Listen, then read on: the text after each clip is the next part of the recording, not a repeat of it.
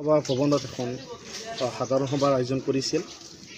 এই সভাত আমাৰ বিভিন্ন ছাত্ৰ সংগঠনক আমন্ত্ৰণ কৰিছিল। সেই হিচাপে আমি সদৌ BTC সংখ্যালঘু ছাত্ৰ সন্থাৰ তৰফৰ পৰা আমি প্ৰতিনিধি কৰি মই ইয়াত উপস্থিত হৈছিলোঁ। ইয়াত আহি যিখিনি দেখা পালোঁ যে এই ভেঞ্চাৰ স্কুলত টিচাৰ কৰা শিক্ষকসকল আজি বছৰ বছৰ ধৰি দশক ধৰি তেখেতসকলে বিনা বেতনে মানে টিচাৰ কৰি আহিছে, তেখেতসকলে শিক্ষকতা কৰি আহিছে। তেখেতসকলে আজি 30-ৰ পৰা 35 বছৰলৈকে কাম কৰা বিনা বেতনে কাম কৰা টিচাৰ ইয়াত দেখা পালোঁ। তেখেতসকলৰ অৱস্থা দেখি সঁচাকৈ বহুত দুখ লাগে।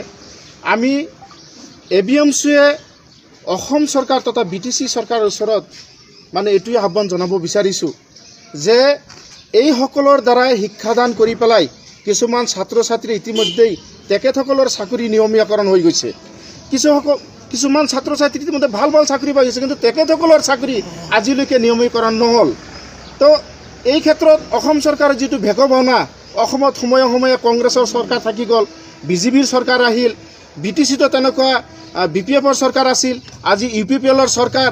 কোনো এজন বা কোনো এটা চৰকাৰে যে এইসকল ব্যক্তিৰ ভৱিষ্যত মানে চিন্তা কৰিব বা এই স্কুলবিলাক যে মানে প্ৰদেশীকৰণ কৰিব, তেনেকুৱা আজিলৈকে এইসকল ব্যক্তিয়ে কোনো ধৰণৰ আশ্বাস চৰকাৰৰ পৰা পোৱা নাই। আজি এই সভাৰ জৰিয়তে তেখেতসকলে প্ৰকাশ কৰিছে।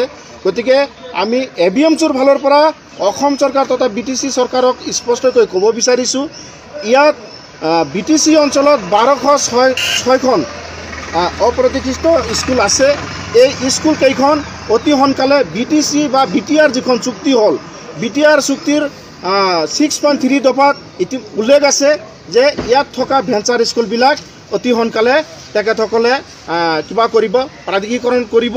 গতিকে যদি চুক্তিত আছে কেন্দ্ৰীয় চৰকাৰ, অসম চৰকাৰ বা BTRৰ যিটো চৰকাৰ, তেখেতসকলে মিলি পেলাই যিটো চুক্তি কৰিছে, সেই চুক্তিটোতো ইয়াত মানে ইমান দীঘলীয়া লেহেমীয়া প্ৰচেছ কৰাটো কোনো প্ৰয়োজন নাই। গতিকে BTRৰ যি চিফ প্ৰমোদ বড়ো ডাঙৰীয়াক আমি আহ্বান জনাইছোঁ, অতি সোনকালে এই বিদ্যালয়বোৰৰ যি অৱস্থা বা বিদ্যালয়সমূহত তেখেতসকলে প্ৰাধিকৰণ কৰিব লাগে। ইয়াত লেহেমীয়া কৰাৰ কোনো প্ৰয়োজন নাই। অহা বিধানসভাৰ যিটো অধিৱেশন আছে, এই অধিৱেশনৰ আগে আগে এই স্কুলসমূহ প্ৰাধিকৰণ কৰিব লাগে। নহ'লে আজি ইয়াত সিদ্ধান্ত লোৱা হৈছে গোটেই ছাত্ৰ সংগঠন লগতে এই সন্থা যি শিক্ষক সন্থা আছে তেখেতসকলে মিলি পেলাই আমি কিন্তু গুৱাহাটীত আমৰণ অনশনৰ ব্যৱস্থা কৰিম।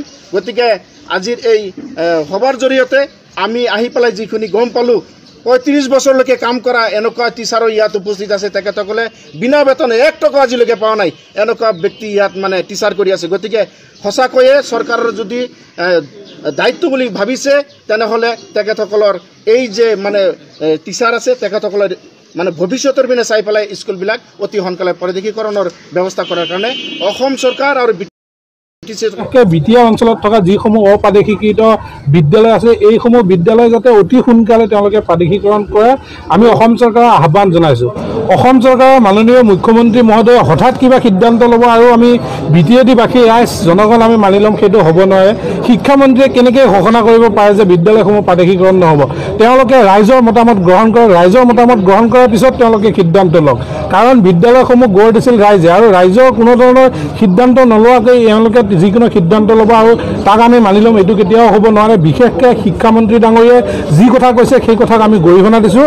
তেওঁলোকে অইন কথা বাদ দি পেলাই অতি শীঘ্ৰে যাতে এই যিসমূহ বিদ্যালয় আছে, এই বিদ্যালয়সমূহৰ যাতে প্ৰাদেশীকৰণৰ ব্যৱস্থা অতি সোনকালে কৰে, তাৰ কাৰণে আমি দাবী উত্থাপন কৰিছোঁ। লগতে আমি বিশেষকৈ এটা কথা গম পাইছোঁ যে যিসমূহ অপ্ৰাদেশীকৃত বিদ্যালয়ত ছাত্ৰ ছাত্ৰী অধ্যয়ন কৰি আছে, তেওঁলোকক কোনো ধৰণৰ চৰকাৰী ব্যৱস্থাত অনা নহয়। তেওঁলোকক কোনো ধৰণৰ চৰকাৰে যিসমূহ বিনামূলীয়া পাঠ্যপুথিৰ পৰা আৰম্ভ কৰি কোনো ধৰণৰ তেওঁলোকক ব্যৱস্থা দিয়া নহয়। গতিকে এইসমূহ ছাত্ৰ ছাত্ৰী যাতে তেওঁলোকে ভালকৈ পঢ়া শুনা কৰিব পাৰে, তাৰ কাৰণে পাঠ্যপুথিৰ পৰা আৰম্ভ কৰি স্কুল বেগ, স্কুলৰ যি সাজ পোছাকে আটাইবোৰ যাতে তেওঁলোকে যোগান ধৰে, তাৰ কাৰণে আমি অসম চৰকাৰৰ মাননীয় শিক্ষামন্ত্ৰীক আহ্বান জনাইছোঁ। লগতে এই ব্যৱস্থাখিনি যদি অতি সোনকালে নকৰে, তেতিয়াহ'লে এই বৃহত্তৰ যিসমূহ শিক্ষাগুৰু আছে, শিক্ষাৰ জ্ঞানৰ পোহৰ দিয়ে, আৰু এই শিক্ষাগুৰুসকল ৰাজপথত নামিছে।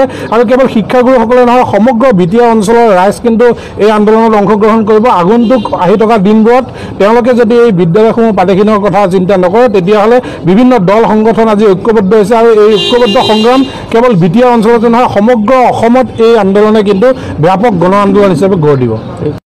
এইটো দুখ লগা ঘটনা, কাৰণ আজি শিক্ষকসমূহে আমাৰ সমাজৰ যথেষ্ট আগবঢ়াৰ ক্ষেত্ৰত শিক্ষাৰ ক্ষেত্ৰত কিন্তু যথেষ্ট ভূমিকা আছে।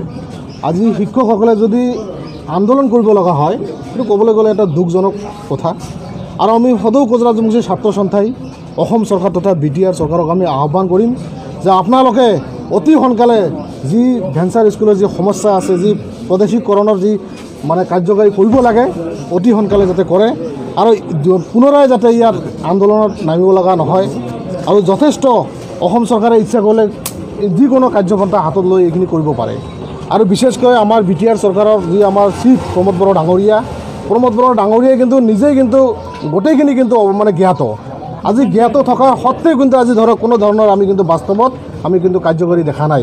আমি আহ্বান কৰিম আপোনালোকৰ মিডিয়াৰ যোগেদি যে অতি সোনকালে যি আমাৰ ভেঞ্চাৰ স্কুলৰ যি সমস্যা হৈ আছে অতি সোনকালে যাতে এইখিনি যাতে কাৰ্যকৰী কৰাৰ কাৰণে যাতে আগভাগ লয়। আৰু যদি নলয় প্ৰয়োজনত আমি বিভিন্ন দল সংগঠনে লগ লাগি নিশ্চয় কিন্তু এই আন্দোলনৰ ক্ষেত্ৰত আমি কিন্তু ভূমিকা আমাৰ থাকিব। কাৰণ স্পষ্ট কথা, আমি অসম চৰকাৰ মাননীয় মুখ্যমন্ত্ৰী ডাঙৰীয়াক আহ্বান কৰি বিচাৰিছোঁ যে আপোনালোকে যিহেতু জইণ্ট চৰকাৰ হয়, জইণ্টলি আপোনালোকে চৰকাৰ চলাই আছে, আপোনালোকে বিভিন্ন সমস্যাৰ ওপৰত কিন্তু গুৰুত্ব দিব লাগিব। অকল খালি টিচাৰৰ ক্ষেত্ৰত নহয়, আজি অসমখন যদি আগবঢ়াই ল'ব বিচাৰিছে নিশ্চয় কিন্তু প্ৰত্যেকটা সমস্যাৰ ওপৰত কিন্তু নিশ্চয় গুৰুত্ব প্ৰদান কৰিবই লাগিব।